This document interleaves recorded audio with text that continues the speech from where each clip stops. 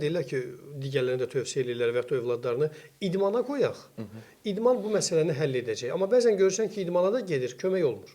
Ümumiyyətlə, ginekamastiya əməliyyatını dünyada ən çox elətdirən insanlar bilirsinizmi kimlərdir?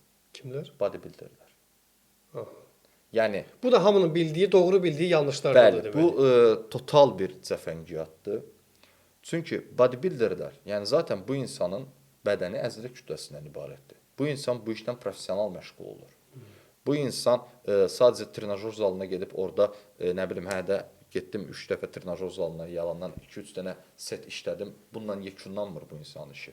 Bu insan proqramı var. Bu insanın qida əlavələri var. Buna baxmayaraq bu insanda jinekomasti var. Əgər o insan jinekomastini düzəldə bilmirsə, hər hansısa sizin və yaxud da ki, mənim kimi Lübitselski, yəni həvəskar bir idman növü ilə məşğul olmaqla bunu nə qədər bərpa etmək olar? Bu nə qədər məntiqli bir şey ola bilərdi ki? Yaxşı, o zaman mən istərdim ki, buradan elə fürsətdən istifadə edərək